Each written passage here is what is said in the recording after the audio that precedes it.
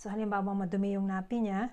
So, ang gagawin natin, itong sticky part na to, i-undo natin. Tapos, idikit mo lang siya dito para ganyan, para hindi dumikit sa skin ng baby.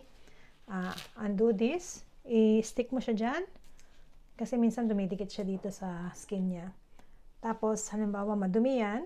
Ito, hindi mo aalisin yung dirty nappy. Ipo-fold mo lang siya. Itaas mo yung puwet niya. Ilagay mo dyan siya dyan sa ilalim ng puwet. Dahil sa female baby to, kumuha ka ng wipes mo, ang pagwa-wipe mo from front down. So, pwede mong ilip yung kanyang palm, tapos wipe from front down, like this. Tapos ilagay mo lang siya dyan.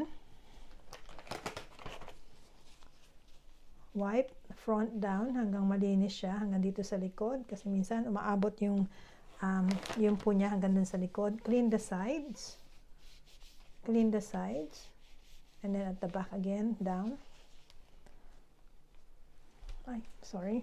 Tapos, linisan mo yung paa kasi minsan yung po napupunta dito sa paa. Okay. Tapos, isa na lang, front, down. Tapos, linisin dun sa baba. Pagkatapos niyan, malinis na. I-fold mo to. Yung maduming nappy. Like that. Tapos, ilalagay na natin yung bagong nappy. So, yung sticky part na to, nasa likod ni baby. Iangat mo siya, ilagay siya sa likod. So, dapat nasa waistline niya doon, sa likod. Tapos, ito goes up. Tapos, ganyan. Tapos, i-stick mo to dito. Yan, stick mo siya dyan. At i-stick mo rin siya dito. Okay. So, para malaman mo na hindi siya masyadong masikip o maluwang, kailangan may insert mo yung isang finger mo dito. So, yan, tamang-tama lang yan. Tapos, ayusin mo tong gilid dito para hindi siya magkaroon ng rush. Ayusin mo yung dito. Ayan. Malinis na ang nappy ni baby.